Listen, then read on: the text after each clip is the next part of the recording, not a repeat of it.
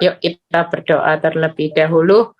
Bapa, terima kasih kalau kami boleh berkumpul dengan keterbatasan Zoom, tapi kami percaya Engkau tetap punya pesan yang luar biasa buat setiap kami. Urapi bibir lidah hamba-Mu, berkati setiap telinga yang mendengar, dan semua kemuliaan ini kembali kepadamu di dalam nama Tuhan Yesus yang percaya berkata amin. Shalom semuanya. Suara saya bisa terdengar bagus ya. Ya puji Tuhan, dari tadi saya keluar masuk kayaknya ini sinyalnya. Saya coba nggak pakai wifi, mungkin pakai wifi lebih agak nggak baik ya. Hari ini saya akan berkhotbah tentang bertahan di tengah goncangan. Terima kasih juga buat Pak Yongki, Bu Yongki ya, yang sudah mengizinkan memberi kesempatan buat saya bisa sharing. Kenapa saya mengambil tema ini? Karena banyak orang yang hari-hari ini bertahan, kelihatannya bertahan. Iya Bu Eli, saya bertahan, saya tidak akan menyerah. Tapi bertahannya salah. Ada banyak orang yang bertahan hari ini, khususnya mungkin ibu-ibu ya yang lagi ngalami pergumulan rumah tangga. Bertahan memang, tapi bertahannya dengan sakit hati, bertahannya dengan marah, bertahannya dengan kecewa, tawar hati. Kita kalau bertahan kita dengan cara yang salah, maka kita tidak akan nuai hasil yang maksimal juga nantinya. Ada banyak orang juga yang bertahan di tengah masa sukar, pekerjaan sepi, usaha sepi, ya. Bertahan kelihatannya, ya sudah mau gimana lagi kalau memang masa sukar. Tapi saudara bertahan bukan dengan iman. Saudara bertahannya dengan khawatir, takut, hidup terus penuh kekhawatiran, jangan-jangan ini, jangan-jangan ini. Kalau kita bertahan, hanya sekedar bertahan, tapi tidak berdiri di atas firman Tuhan, maka kita tidak akan menuai hasil yang maksimal. Makanya ada firman Tuhan yang berkata di 2 Korintus 2 ayat 14a. Itu ayat yang jadi pegangan buat setiap kita. Setiap hari saya selalu punya pegangan di 2 Korintus 2 ayat 14a. Saya selalu mengingat ayat yang berkata, tetapi syukur bagi Allah yang dalam Kristus itu selalu membawa kami di jalan kemenangannya. Jadi selalu saya ingat pada waktu keadaan hidup saya bukti sudah tidak ada yang mendukung, tidak ada bukti baik, ya bukti dasar untuk berharap bagaimana saya bertahan dalam rumah tangga yang makin kacau, bagaimana saya bertahan dengan suami yang makin limited edition, bagaimana saya bertahan dengan keadaan yang hari ini hidup saya kalau mau diukur dengan kemampuan saya sudah sangat lemah. Mungkin seperti Abraham, tidak ada dasar untuk berharap, buktinya tidak ada. Bukti semua sudah buruk, sangat lemah semuanya. Tapi kita percaya bahwa ketika kita baca firman ini, tetapi syukur bagi Allah yang di dalam Kristus, itu bukan moga-moga, bukan ya bisa menang, bisa kalah, enggak.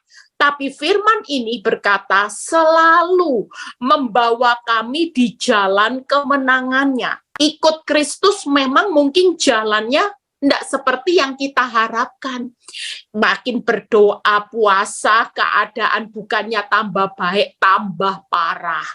Didoakan suami yang limited edition, berharap suami jadi imam, tambah makin limited, makin sukar dicari, makin tidak pulang rumah Bu Eli. Kita semua nggak menutup kemungkinan seperti ini, tapi pesan Tuhan pada ya hari ini malam di New York dan pagi di Indonesia, kita jangan pernah hari ini menyerah. Bertahan aja. Kenapa? Karena Tuhan bilang gini, sekalipun engkau bertahan di jalanku, memang waktu engkau berharap keadaanmu makin buruk, waktu engkau berdoa puasa, semuanya makin kacau, tapi tetaplah bertahan di jalanku.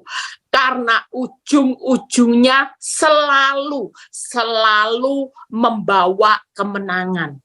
Orang yang bertahan sampai akhir, firman Tuhan berkata pasti selamat. Orang yang bertahan sampai akhir di jalanku. Jalanku memang bukan instan. Kenapa? Saya sering berkata, kita suka hasil, Tuhan suka kita di dalam proses. Itu sebabnya kalau kita mau setia mengikut Kristus, ya harus setia dengan prosesnya. Karena dia suka waktu kita diproses. Kita sukanya ikut Kristus itu datangnya nuntut hasil. Tuhan, jujur ada beberapa orang yang ketemu saya pada waktu pelayanan. Ini beberapa pelayan Tuhan. Dia bilang gini, Bu, kamu lihat ya gereja-gereja di Indonesia. Beberapa yang tutup ketika kita survei. Apa yang mereka lakukan dengan gembala yang salah. Karena selama ini gembalanya mengajari, mencari Tuhan, bukan mengasihi pribadinya. Mereka selalu dikatakan apa? Dikotbahkan tentang mengikut Kristus identik dengan berkat, dengan mujizat, dengan pemulihan yang indah pada waktunya. Itu dikotbahkan terus. Sementara lupa, ya, suara saya masih tetap bagus ya. Oke, tetap kalau ada sesuatu mungkin hambatan dikasih tanda. Jadi ketika mereka bilang gini, nggak bisa. Kalau selama ini jemaat cuman diajar, dilatih, ngikut Kristus itu hanya sisi berkat, mujizat, dan pemulihan yang indah. Hari ini mereka di masa sukar, mereka nggak punya pegangan. Mereka tidak cari Tuhan, mencari pribadinya, mengasihi pribadinya. Otomatis kalau kita hari ini dibangun untuk mengasihi Tuhan pribadinya, kita akan belajar melatih setiap orang. Yuk siap ikut Kristus, bayar harga. Harganya apa Bu Eli? Ya pikul salib, sangkal diri setiap hari. Itu sudah menjadi satu ketetapan. Kita nggak bisa mau ikut Kristus cuman mau pikul dosa, ya. Yang maunya ya harus sudahlah pikul dosa, yang penting kaya Bu Eli. Pikul dosa sedikit-dikit, selingkuh, TTM sama pacar lama saya kan nggak apa-apa, sementara kan suami saya juga selingkuh. Lah kalau kita belajar untuk hidup seperti ini, maka kita tidak akan pernah jadi pengikut Kristus yang sejati. Itu sebabnya hari ini percayalah, sesulit-sulitnya kita jadi orang benar ketika kita bertahan, nasib jaminan itu pasti diberikan, yaitu satu kemenangan itu pasti ada di depan. Ngerti ndak ngerti, enak ndak enak, dijalani aja. Yang penting ini jalan kemenangan, daripada kita pilih jalan dunia yang kelihatannya menjanjikan kenikmatan sesaat, tapi ini bukan jalan kemenangan, jalan menuju kehancuran dan maut. Alangkah lebih baiknya hari ini, yuk. Makanya kalau bertahan, ya kita tidak perlu takut. Ada banyak orang yang hari ini, seperti 2 hari kemarin, ya, ada seorang ibu yang berkata gini, Bu, saya hari ini bertahan itu sulit Bu Eli. Kenapa? Karena menurut orang, saya bertahan hari ini dalam rumah tangga saya beda dengan orang yang lain. Orang lain bertahannya mungkin tidak sampai selingkuh, punya anak. Sementara suami saya sudah punya anak 4. Dan kalau dilihat ketika saya harus bertahan, orang bilang bodoh, termasuk orang tua saya. Kamu ngapain bertahan dengan suami yang sudah punya anak 4 dan terlihat dia tidak pedulikan kamu sama anak-anak. Dan saya cuma bilang gini, Ibu tetaplah bertahan. Karena ketika Ibu bertahan, percayalah, kita pasti ngalami kemenangan. Ibu melihat parah, orang tua Ibu melihat parah, karena mengukur dari kacamata kita. Apakah punya anak 1 dan 4, enggak punya anak 4. Bagi Tuhan solusinya sama enggak? Sama. Buat kita anak 4 tingkat kesulitan anak 1 ke anak 4 tingkat kesulitan kita berbeda, tapi bukan buat Tuhan. Makanya kalau kita bertahan, kita nggak boleh mengukur dari kacamata kita. Kita nggak mampu, kita nggak kuat.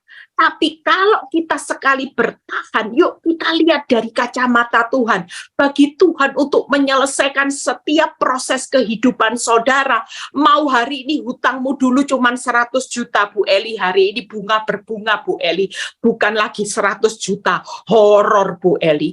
Dijual aset pun sudah tidak bisa Bu Eli, saya benar-benar bangkrut. Buat Tuhan, solusi hutang 100 juta, mau 500 juta. Buat dia solusinya sama. Buat saudara memang tingkat kesulitannya berat.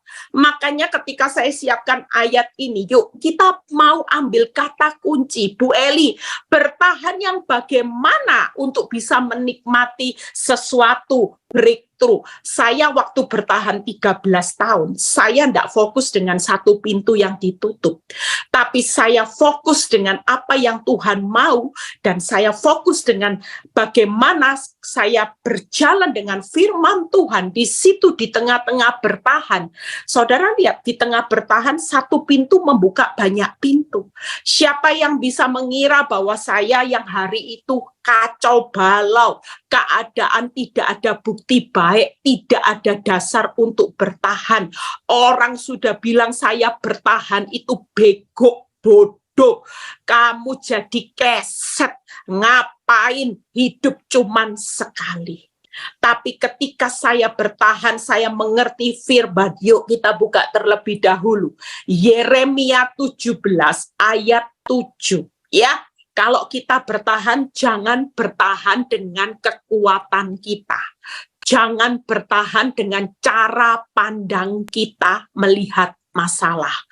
Orang makin lihat masalahnya, maka semakin kecillah kekuatanmu untuk bertahan. Tapi semakin melihat Tuhan, maka semakin semangat engkau untuk bertahan. Nah, ini ayatnya.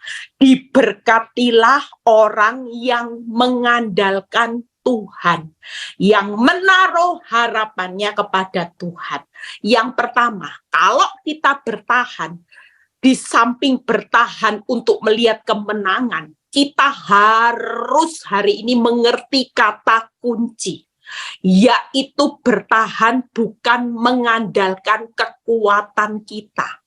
Ada banyak ibu-ibu, saya sudah konselingi, bertahan dengan cara yang salah, kekuatannya akibatnya kanker. Sebelum menuju garis akhir kemenangan, waktunya Tuhan, dia sudah kalah terlebih dahulu karena bertahan dengan kekuatannya. Pakai GPS, cek handphone suami, cek WhatsApp suami, itu terus mengandalkan kekuatannya sehingga tiap hari hidup tidak bisa sukacita, makin tahu bukti makin kepahitan sehingga bertahannya gagal. Jujur kalau kita mengikuti firman, bertahan dengan mengandalkan kekuatan Tuhan, kita pasti diberkati. Nggak mungkin nggak diberkati. Saya bisa diberkati Tuhan hari ini ketika saya bertahan di tengah proses. Fakta makin hancur-hancuran, tapi berkat Tuhan tidak pernah tertutup, terhalangi oleh fakta yang hancur-hancuran. Buktinya di tengah rumah tangga saya yang kacau balau, Tuhan bisa enggak memberkati hidup saya? Sangat. Tuhan bisa enggak pakai hidup saya di tengah masalah rumah tangga saya yang tidak ada dasar untuk berharap. Justru di saat kelemahan saya lah berkat Tuhan itu melimpah atas hidup saya. Amin. Yang kedua, yuk kita baca. Kata kuncinya ini aja. Makanya kalau bertahan, bertahanlah dengan kebenaran firman. Jangan bertahan dengan pola pikir dunia. Kalau orang dunia kasih suara, kamu bertahan ya boleh, tapi kamu enggak boleh. Saya dulu diajari dengan orang sekitar saya, termasuk orang Kristen. Diajari gini, Eli, kamu bertahan boleh, tapi kamu tetap harus putar otak. Apa yang harus saya lakukan? Saya tanya. Kamu harus mulai curi uang suamimu tiap hari. Jadi kamu jangan bodoh-bodoh. Lah uangnya mengalir ke sana banyak. Kamu tiap pulang kerja, suamimu tidak tahu mandi, uangnya ambil, uangnya sikat. Kamu simpen, kamu harus pintar-pintar pelihara karena 3 anakmu masih masa depannya panjang. Kamu jangan bodoh. Nah, ini bukan bertahan dengan firman. Itu sebabnya yuk kita lihat yang berikutnya. Amsal 16 ayat 20. Kata yang pertama, kalau kita mau diberkati, bertahan yang pertama yaitu andalkan Tuhan. Yang kedua, siapa memperhatikan firman itu akan mendapat kebaikan. Kalau kita hari ini bertahan hanya memperhatikan suami diperhatikan terus, rekening koran diperhatikan terus, tabungan diperhatikan, yang diperhatikan terus keadaan dunia ini setiap hari lihatnya berita-berita ini lagi badai panas India dan sebagainya bakal ada keadaan seperti ini. Kalau itu yang jadi perhatian kita, maka kita tidak akan menikmati kebaikan Tuhan. Tapi kalau kita memperhatikan firman yang diperhatikan, saya selalu belajar untuk fokus kepada firman. Apa yang dikatakan firman, itu yang lebih saya percayai.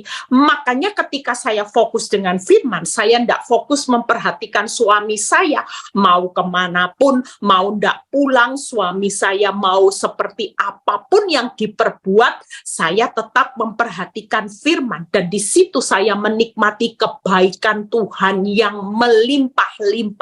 Apa yang difirmankannya, janjinya, saya menikmatinya. Karena apa? Karena Tuhan itu selalu menggenapi apa yang difirmankan. Itu sebabnya yang berikutnya, kata-kata, dan berbahagialah orang yang percaya kepada Tuhan. Jadi 3 hal ini kalau kita hari ini mau bertahan, yuk jangan salah di dalam bertahan.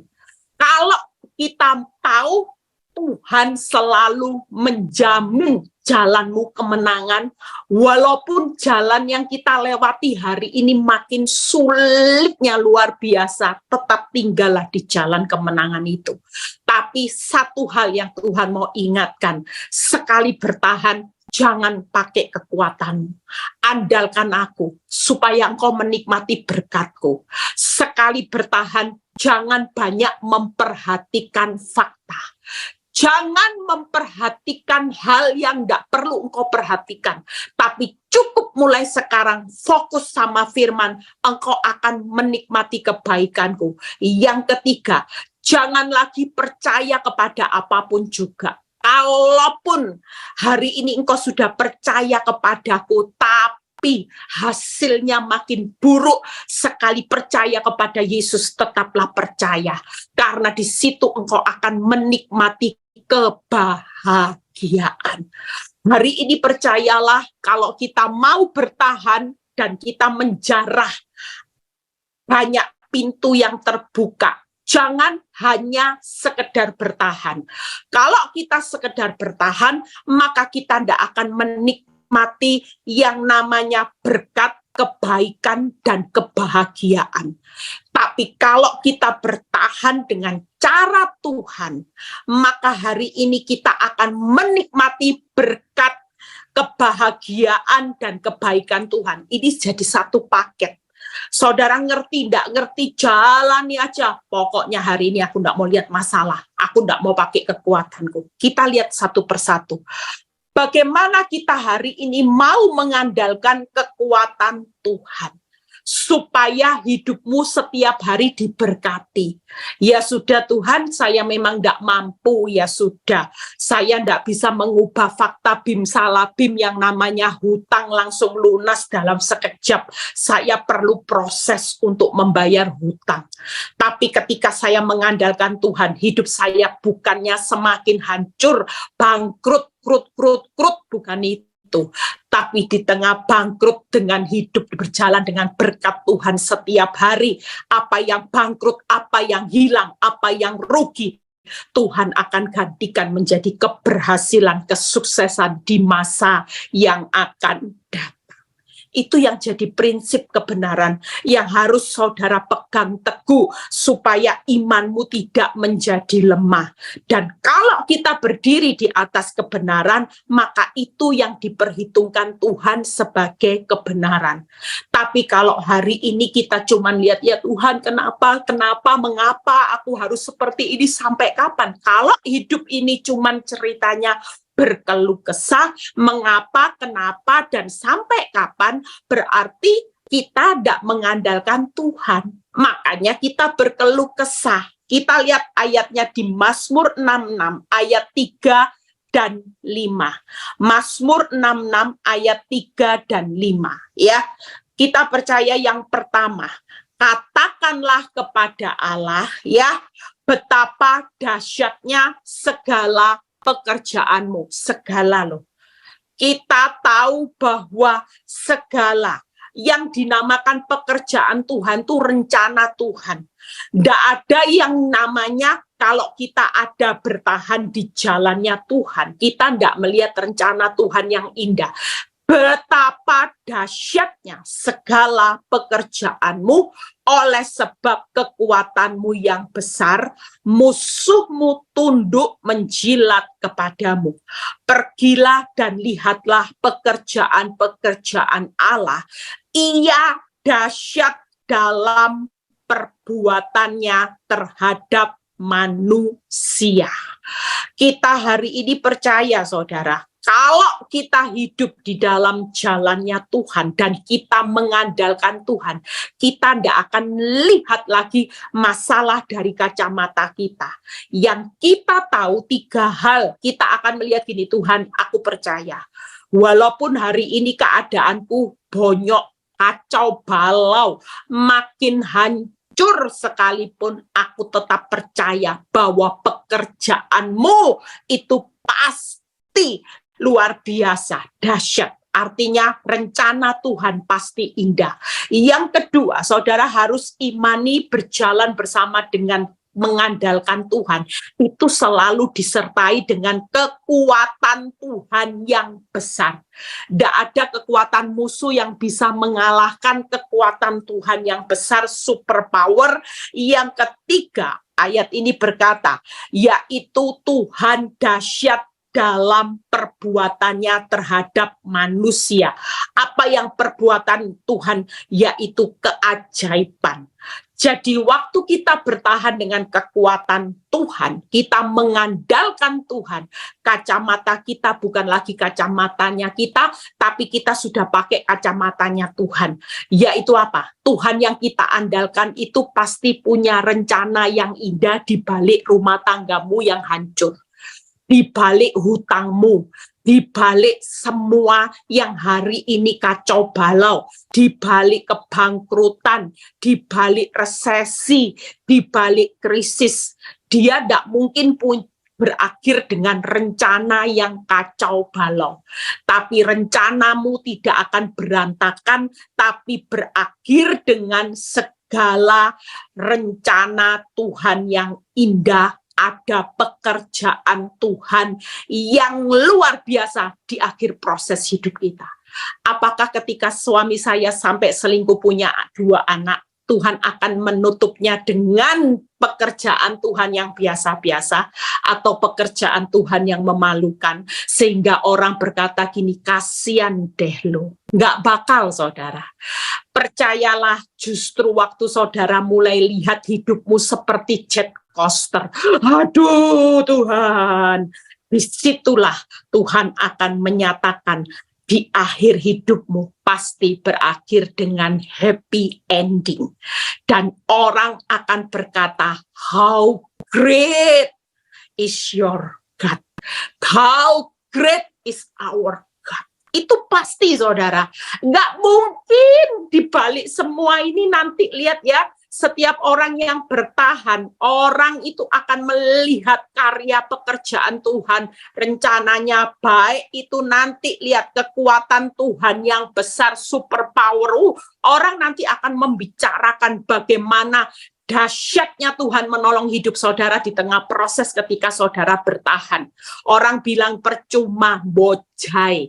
Sudahlah, capek hidupmu Eli, bojai. Bertahan sama suami limited edition, tidak ada gunanya. Lebih baik tukar tambah dengan keluaran yang lebih mudah, lebih up to date. Ini sudah keluaran tahun 64. Cari aja yang keluaran tahun 70-an, lebih keren.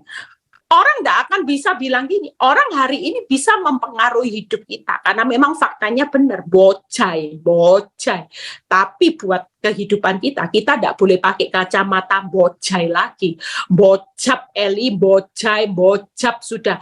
Kita hari ini tidak mungkin berkata sia-sia. Kalau kita bertahan, kita tahu bahwa Tuhan sudah merancangkan kemenangannya ada di depan. Hari ini saya bertahan, walaupun orang berkata suamimu seperti ini, saya selalu membantah, enggak. Suami saya hari ini secara rohani, nanti Pak Nyoto akan cinta Yesus, benci dosa. Secara rohani. Dan secara jasmani nanti Pak Nyoto jadi suami yang dermawan, rupawan, bangsawan. Itu jadi iman kita.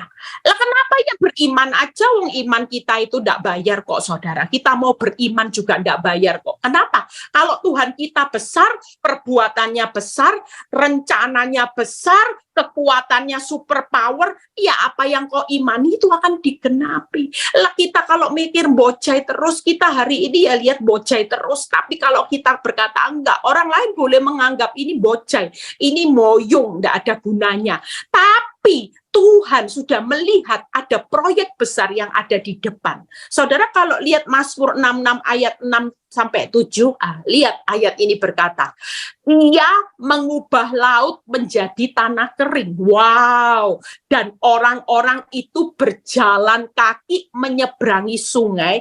Oleh sebab itu kita bersukacita karena Dia yang memerintah dengan perkasa untuk selama-lamanya. Saudara perlu tahu siapa yang memerintah dalam hidup kita hari ini. Keuanganmu siapa yang memerintah? Orang mau bilang tidak ada gunanya, orang mau mengutuki apapun keadaanmu, tapi Tuhan tetap pegang kendali selama-lamanya. Dia sanggup membuat jalan saat tiada jalan, yaitu membelah laut. Itu ahlinya Tuhan. Itu yang pertama, ya. Jadi andalkan Tuhan, itu pekerjaan, kekuatan dan perbuatan Tuhan. Hari ini andalkan. Jangan pakai kekuatanmu. Kalau kita mengukur dengan kekuatan kemampuan kita, tidak ada orang yang bisa keluar dari masa yang sukar ini. Semua akan berhadapan dengan keadaan orang banyak hari-hari ini. WhatsApp saya, Bu, tidak kuat, mau mati rasanya. Ya, kita hari-hari ini kalau ngandalin kekuatan kita sebagai manusia, secara akal saya juga tidak kuat. Bukan karena saya hebat, saudara. Jujur, kalau orang tanya, Bu Eli, senyatanya Bu Eli hebat? Enggak, saya enggak hebat. Kalau saudara tanya, berapa kali saya ingin menyerah? Oh, berulang kali. Saya sudah tidak kuat itu berulang kali. Tapi waktu saya mau menyerah, firman Tuhan selalu datang dalam hidup saya. Buat apa menyerah? Kamu menyerah hari ini karena kamu cuma pakai kekuatanmu. Coba kamu mulai andalkan kekuatanku. Engkau hidup dalam berkatku setiap hari. Tidak akan hidupmu di dalam malapetaka setiap hari. Dan ketika saya praktekkan, bener loh janji Tuhan. Hidup di tengah proses yang hancur-hancuran, ternyata hidup dalam berkatnya Tuhan. Itu ajaibnya Tuhan. Amin. Daripada engkau hidup dalam zona nyaman, tapi engkau tidak hidup dalam berkatnya Tuhan. Berkatnya iblis. Lah buat apa? Berkatnya iblis dinikmati sesaat, nanti dituntut bayar harga. Ayo bayar harga. Lah kalau kita bayar nanti bayarnya lebih mahal, plus bunganya diperhitungkan semua sama iblis. Karena mengikut iblis itu tidak ada yang namanya gratis, saudara. Tapi mengikut Kristus semuanya anugerah. Semua berdasarkan kasih setia, kebaikan, kemurahan Tuhan yang Tuhan berikan buat setiap saudara dan saya. Yuk kita lompat ya. lompat berikutnya. Kita fokus pada firman Tuhan.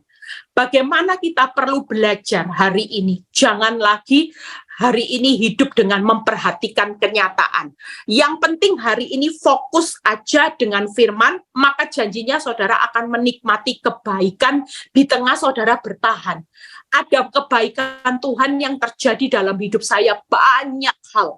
Apa yang tidak pernah saya pikir, suami saya bisa terima Yesus, saya bisa jadi gembala di beberapa kota. Itu karena ketika saya tidak fokus dengan memperhatikan keadaan rumah tangga saya, tapi saya memperhatikan firman dan firman. Yuk kita lihat Mazmur 19 ayat 8, ayat pembandingnya. Ya, ayat 8 dibaca terlebih dahulu. Taurat Tuhan itu sempurna, menyegarkan jiwa. Nah ini, peraturan Tuhan itu teguh, memberikan hikmat kepada orang yang tidak berpengalaman. Itu yang pertama. Jadi yang pertama, kalau kita memperhatikan firman, maka kita ini mendapat kesegaran jiwa. Hidup kita akan tenang. Apa yang membuat panik? Karena kita memperhatikan fakta. Tapi kalau kita hari ini fokus kepada firman, semua ada jawabannya. Kalau saya mulai takut, Tuhan bilang gini, Eli, jangan takut, jangan khawatir. Semuanya boleh bergoncang, suamimu boleh bergoncang, tapi kasih setiaku tidak pernah bergoncang. Buat apa kamu takut? Oh iya ya Tuhan. Kalau kita khawatir tentang keuangan, firman Tuhan juga sudah ada jawabannya. Allahku kan mencukupkan kebutuhanmu menurut kekayaan kemuliaannya. Memang sumber kekayaanmu sudah mulai menipis, tapi kan bukan untuk surga. Lah surga itu sumber di atas sumber yang tidak pernah kehabisan stok. Tiap hari selalu ada sesuatu yang baru yang Tuhan sediakan buat orang yang menanti-nantikan Tuhan. Iya itu tadi, orang yang menantikan Tuhan itu orang yang bertahan. Tapi bertahannya harus dengan memperhatikan firman. Kalau mempertahankan dengan memperhatikan ulahnya wanita tobat, pelakor, ulah suamimu. Ya, banyak ibu-ibu yang liburan ini, wah, itu konseling saya penuh itu. Kenapa?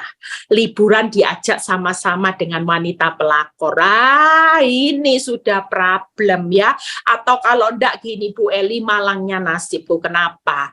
Itu liburan sama wanita pelakor, silaturahmi ke rumah orang tua pelakor. Saya sama anak-anak ditinggal Bu Eli. Bayangin, ini kan liburan, anak-anak liburan, nggak punya hati, tidak punya perasaan, ya pergi gitu aja Bu Eli. Bayangin, itu ibu-ibu sudah mulai galau. Saya cuma bilang gini, ibu bangkit. Kamu jangan memperhatikan ulah suamimu yang lagi error. Sudah, orang error diperhatikan, kamu nanti ikut error. Sudah, ya. Hari ini suamimu mau ndak pulang, pergi jalan-jalan sendiri. Hari ini walaupun engkau tahu engkau pergi diajak liburan hanya beda hotel, sudah nikmati aja, nggak usah diajak berantem. Perhatikan firman, jaga hatimu dengan segala kewaspadaan supaya hidupmu memancarkan kehidupan. Lah kalau kamu jengkel sama suamimu, Bu Eli, sakit hati saya. Saya kalau dia pergi berdua Bu Eli, saya ini tidak pernah diajak. Lah kok kalau pergi sama saya itu angka ikut terus, ngentel terus Bu Eli, kemana-mana ngikut Bu Eli, kesel. Sudahlah, jauh lebih baik mana? Taat sama Tuhan atau ngikuti kata hati. Kalau kamu taat sama Tuhan, jagalah hatimu dengan segala kewaspadaan. Harus waspada. Ini cuman triknya iblis supaya engkau lemah iman, engkau bertengkar, akibatnya engkau tidak menikmati berkatnya Tuhan di tengah liburan keluarga. Alangkah lebih baik jaga hati, sudahlah. Walaupun itu ikut, tetap diimani. Saya belajar. Ya, kalau saya tahu suami saya lagi liburan sama-sama itu diajak, saya selalu berkata gini, aku tetap mau jaga hati. Allahku turut bekerja dalam segala sesuatu, mendatangkan kebaikan buat Eli dan Nyoto, kehancuran buat Nyoto dan wanita itu saya sebut Lah daripada saya tidak punya kuasa, lebih baik ketika saya jaga hati dengan segala kewaspadaan, saya memancarkan kehidupan, saya punya kuasa. Orang doa saya berkuasa, kenapa hati saya nggak kotor? Coba kalau berdoa di tengah liburan, hatimu jengkel sama pelakor, hatimu kesel sama suamimu, hatimu kesel sama mertua, hatimu penuh kotoran. Kira-kira menikmati nggak berkat di tengah liburan? Itu sebabnya hari ini nggak usah pusing. Kalau Taurat Tuhan itu sempurna, menyegarkan jiwa, ya fokus saja. Waktu kita mempercayai firman, kita akan jadi tenang. Yang berikutnya, buka Mazmur 19 ayat 9a. Ya, Mazmur 19 ayat 9a. Titah Tuhan itu tepat menyukakan hati. Nah, sudah jiwanya tenang, masih menyukakan hati. Itu sebabnya hari ini pakai aja firman yang selalu sering kita dengar, bersukacitalah karena Tuhan, maka Dia akan memberikan apa yang diinginkan hatimu. Walaupun kita tahu suami kita liburan sama pelakor, ya sukacita aja. Sukacitanya bukan karena suami kita pergi sama pelakor, sukacita kita karena kita percaya kepada Tuhan. Amin. Maka Dia akan memberikan apa yang diinginkan hatimu. Liburan, menikmati kebaikan Tuhan lah lebih baik daripada liburan menikmati apa? Sakit hati. Buat apa? Itu sebabnya hari ini yuk, selain firman Tuhan itu menyegarkan jiwa, menyukakan hati, yang ayat 10b-nya. Hukum-hukum Tuhan itu benar dan adil semuanya. Semuanya. Tidak ada firman Tuhan yang dipilah-pilah adil cuman sebagian, tidak. Hukum Tuhan itu benar dan adil semuanya. Jadi kalau kita memperhatikan firman, percayalah, kita ini akan melihat kebenaran dan keadilan itu akan terjadi, saudara. Makanya 3 hal. Firman Tuhan itu sempurna menyegarkan jiwa, firman Tuhan akan menyukakan hati, dan firman Tuhan itu akan benar dan adil. Jadi, hari ini kalau kita lihat firman, kita akan menikmati ketenangan, kita akan bersuka hati, kita akan menikmati kebenaran dan keadilan Tuhan. Amin. Tidak ada firman Tuhan yang salah. Yang terakhir, yuk, bagaimana hari ini kita akan melihat percaya kepada Tuhan.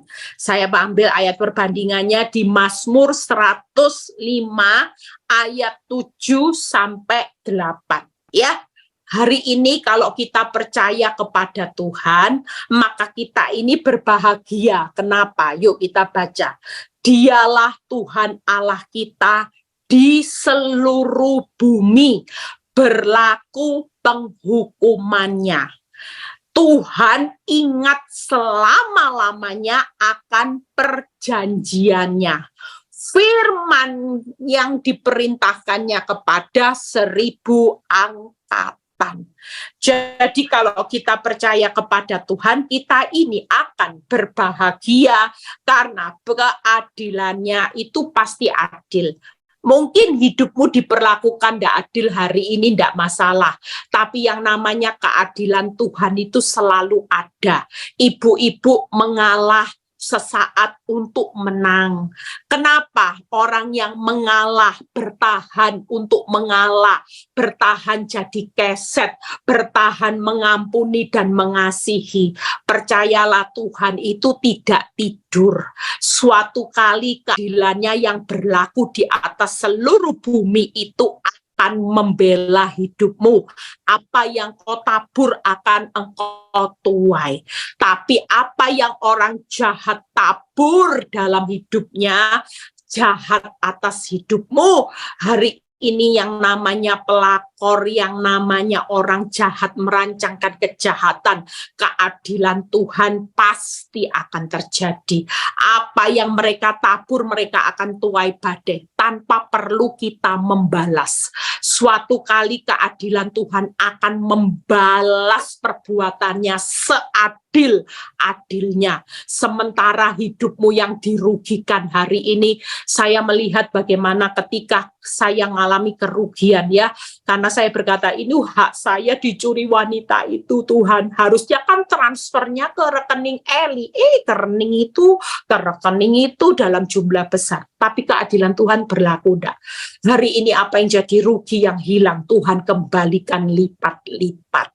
Itu berarti tidak perlu takut ya, janjinya diingat sementara waktu, enggak loh, Tuhan ingat akan perjanjiannya itu selama-lamanya. Itu ayat ini keren saudara, saya selalu bilang ini, iya ya Tuhan, biarin dah orang lain berkata saya bego, yang pasti Tuhan itu ingat janjinya. Apa yang dipersatukan Tuhan tidak bisa diceraikan oleh manusia, hanya sampai maut. Kalau suami saya mungkin lupa akan ikat janjinya selama waktu dia menikah dan dia hari ini bisa selingkuh, tapi buat Tuhan dia tidak pernah lupa akan janjinya selama-lamanya. Kalau dia berkata berkat ada di atas kepala orang benar, percayalah hidup kita akan selalu dikejar oleh berkat di masa yang sukar ini. Orang lain boleh susah, orang lain boleh pailit, orang lain boleh resesi, tapi kita sebagai anak Tuhan akan resepsi. Setiap hari kita berjalan dengan resepsi, bukan resesi, karena janji Tuhan berkat ada di atas kepala orang benar. Berkat Tuhan yang menjadikan saudara dan saya kaya, susah payah tidak menambahi. Nanti akan banyak kita lihat orang-orang fasik, orang-orang jahat, orang-orang yang tidak takut akan Tuhan, hidupnya harus disertai susah payah. Sementara kita yang bertahan dengan respon yang benar, kita bertahan dengan kebenaran, hidup kita tanpa susah payah, tapi hidup kita disertai dengan kebahagiaan, kebaikan, dan berkat Tuhan yang melimpah-limpah, itu akan terjadi. Dan yang ketiga, firman Tuhan itu berdaulat penuh. Ya, kalau firman yang diperintahkan kepada 1000 angkatan, percayalah, firman itu tidak akan pernah ditunda-tunda. Langit bumi boleh berlalu, tapi firman Tuhan tidak akan pernah berlalu. Itu berarti firman-Nya akan berdaulat penuh. Saya sudah selesai, jadi mengerti ya setelah ikut Zoom ini. Yuk kita sebagai anak Tuhan jangan mau hanya syukur-syukur bertahan. Bertahan, simpan sampah hati banyak-banyak, marah, kecewa, takut, semua harus dibuang. Hari ini kalau kita mau bertahan, yuk kita sudah mengerti firman, andalkan Tuhan, fokus kepada firman dan percaya. Maka di tengah-tengah kehidupan kita hari ini, kalau kita lihat kekuatan Tuhan, kita tidak akan sakit hati. Karena pembalasan itu bukan hak saudara. Pembalasan itu adalah hak Tuhan. Kalau kita memperhatikan firman, langkah hidup kita pasti benar. Nggak mungkin salah. Langkah hidup kita pasti akan menuju jalan kebenaran dan kehidupan. Itu sebabnya mulai hari ini bertahanlah jadi orang benar sampai di garis akhir. Kalau kita benar dengan mengandalkan Tuhan, fokus firman dan percaya kepada Tuhan, maka kita semua akan keluar menjadi pemenang-pemenang, lebih dari pemenang, finishing well. Kita akan menjarah banyak mahkota-mahkota kehidupan yang akan kita terima kelak di jalan kemenangannya. Tuhan Yesus memberkati. Yuk kita berdoa terlebih dahulu. Bapa, terima kasih kalau hamba-Mu sudah selesai menyampaikan kebenaran firman-Mu. Kami percaya Tuhan, hari ini kami mengerti, kami tidak mau dibodoh-bodohi oleh iblis. Kami disuruh bertahan, tapi kami harus bertahan dengan cara yang salah, sehingga kami tidak menjarah apa yang namanya berkat kebahagiaan dan kebaikan Tuhan. Terima kasih Bapa, berkati setiap kami dalam pergumulan apapun, kami akan belajar terus untuk mengerti, dan kami keluar lebih dari pemenang. Berkati Bu Yongki dan Pak Yongki dalam penggembalaannya di Gereja Bethany New York. Kami percaya Engkau akan percayakan banyak jiwa-jiwa. Di dalam nama Tuhan Yesus kami sudah berdoa dan mengucap syukur. Haleluya. Amin.